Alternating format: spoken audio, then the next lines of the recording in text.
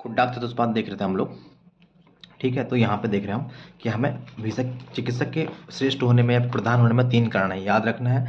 कारणम षोडशम गुणम सिद्धोपात चतुष्टयम विज्ञाता सासिसा योक्ता प्रधानम भिषकत्रय। ठीक है, विज्ञाता सासिता योक्ता प्रधानम भिषकत्रय। तो यानी कि विज्ञाता सासिता, विज्ञाता मीन्स ज्ञान है उसको, उसने आप्तोपदेश को सुना है और चीज़ों को देखा है। शासिता मीन्स उसको पोटेंशियल है कि वो रोगी को समझा रहा है और शासन करने योग्य है। शासिता योग्यता यानी कि उस पर युक्ति है, कहाँ पे कौन सा दवाई देना है, कहाँ पे कौन सा टेस्ट देना है। तो ये विज्ञाता शासिता योग्यता होने के कारण हमारा भिषक प्रधान होता है, याद रखना है। फिर यहाँ पे एक देखो, एक चीज़ मिल रहा है आपको, एक रेफरेंस मिलता है पक्तो ही कारणम वाला। तो क्या बोला है यहाँ पे, पक्ता और विजेता से यहाँ पे वैद्य की प्रधानता। जिस तरह की बोला भंडारी, पात्र, ईंधन, अग्नि, 3 चीज़, बर्तन होना चाहिए, ईंधन होना चाहिए, अग्नि होना चाहिए, तभी खाना बनेगा। इस तरह युद्ध में जो जाता है सेनापति, तो सेना होनी चाहिए, भूमि होनी चाहिए, अस्त्र शस्त्र होने चाहिए। ठीक है, तो तभी हमारा जो है वो अपना कार्य कर पाएगा, लड़ाई जीत पाएगा। तो यही बता रहा है कि इसलिए चिकित्सक को भी ये सारी चीज़ें होनी चाहिए। चिकित्सा के बाद पात्रय होने चाहिए, तो ये 5 चतुर्थ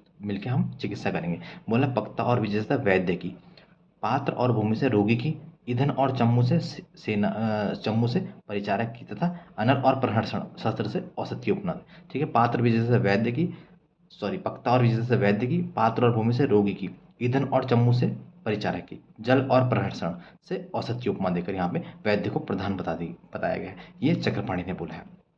फिर इस तरह का हमें एक और मिल रहा है, मृत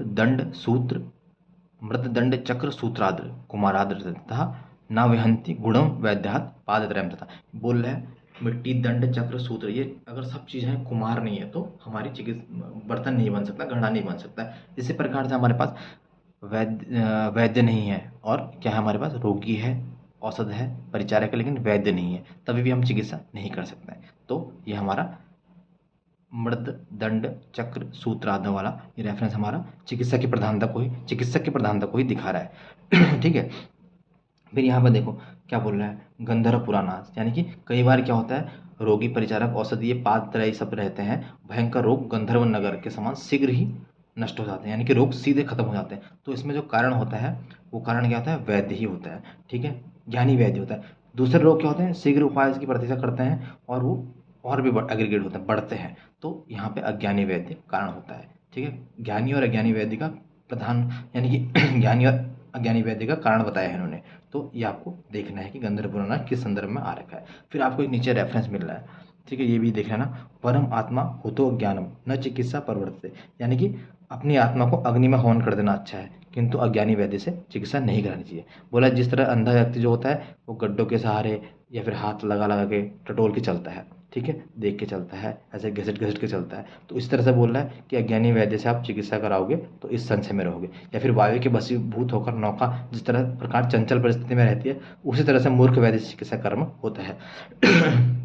फिर हमें इस तरह का एक श्लोक मिलता है, वरम ही आशी विषम क्वथितम ताम्र वाला चरक सूत्र एक में मिलता है, उसको भी हम देखेंगे। ठीक है, तो ये हमें याद रखना है कहाँ पे क्या चीज़ आई है।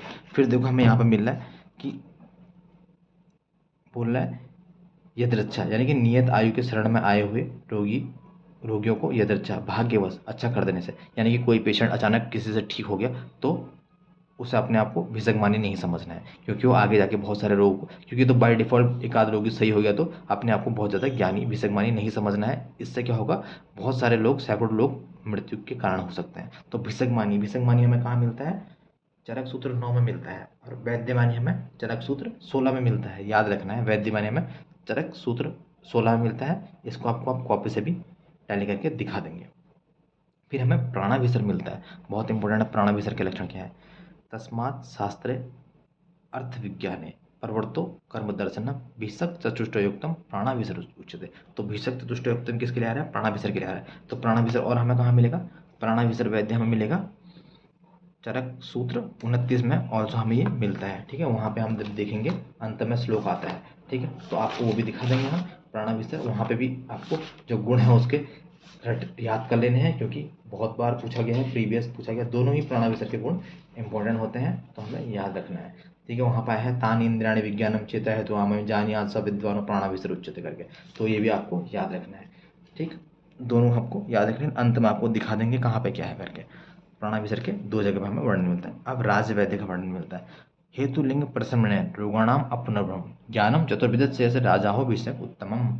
तो ये हमें याद रखना है, हेतु लिंग प्रसमणे रोगाणाम, यानी कि हेतु है, लिंग है, हेतु लिंग और रोगों की शांति के उपाय, रोगों को पुनः उत्पन्न न होने के, इन विषयों में जो ज्ञान रखने वाला वैद्य है वही हमारा क्या है, राजा का अभिषेक हो सकता है। तो इस तरह से हमारा ये राजवैद्य का वर्णन तो हमें यहीं पे मिलता है, लेकिन इस तरह के रेफरेंस हमें बहुत जगह पे मिलते रहते हैं, जैसे चरक सूत्र 9 में है और विमान चरक सूत्र चरक विमान 6 में है और चरक निदान 8 में भी हमें इस तरह का रेफरेंस मिलता है। तो उनको भी हम आपको एक बार दिखा लेंगे, क्योंकि कंफ्यूज नहीं होना है, आप उनको नोट डाउन करके एक एक को पढ़ सकते हैं। देखिए जैसे इस तरह यहाँ पे लिखा हमने,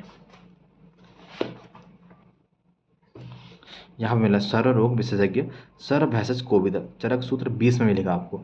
सर्व रोग विशेषज्ञ सर्व औषध विशारद, ये चरक निदान 8 में मिलेगा। सर्व रोग विशेषज्ञ सर्व कार्य विशेषविद, ये चरक विमान में मिलेगा। और जो यहाँ पर मिल रहा है आपको वो भी आपको बिल्कुल याद करना है, क्योंकि हमें जो है बहुत बार ये पूछा जाता है कि राजवैद्य का लक्षण क्या है, हेतु लिंग प्रसमण रोगाणाम अपनभवम, ठीक है, ज्ञानम चतुर्विध से राजा हो विषक उत्तम। तो राजवैद्य के लक्षण हमें याद करने हैं। एक जैसे श्लोक है तो आप इनको लिख सकते हैं, देख सकते हैं, ठीक है। तो प्राणाविस्तर 9 और 29 में मिलेगा। और जो हमारा राजवैद्य है वो हमें मिलेगा हेतु लिंग रोगाणाम अपनभवम ज्ञानम चतुर्विध से, ये हमें राजवैद्य की परिभाषा चरक सूत्र 9 में मिलेगी। और सर्व रोग विशारद वाला भी हमें मिलेगा, तो वो भी हमें देखना है कहाँ पे आया करके। फिर हमें एक श्लोक मिलना है, शस्त्र शास्त्र सलिल। देखिए 3 चीज़ें हैं, शस्त्र शास्त्र सलिल। शस्त्र शास्त्र सलिल गुण दोष प्रवर्त है, यानी कि शस्त्र शास्त्र और जल, इनमें पात्र के अनुसार गुण दोष आते हैं, उत्पत्ति होती है। तो हमारा आयुर्वेद भी एक शास्त्र ही है, इसको पढ़ने से पूरे विद्यार्थी को अपनी बुद्धि की शुद्धि करना है, इसी से हमारे गुण आएंगे, ठीक है। फिर बोला उत्तम वैद्य की 6 गुण मिल रहे हैं यहाँ पे, विद्या वितर्क विज्ञान स्मृति तत्परता क्रिया, ठीक है। ये हमें याद करने हैं, रट लेने हैं, बहुत बार पूछा जा चुका है। विद्या वितर्क विज्ञान स्मृति तत्परता क्रिया, ये क्या हमारे उत्तम वैद्य के गुण हैं।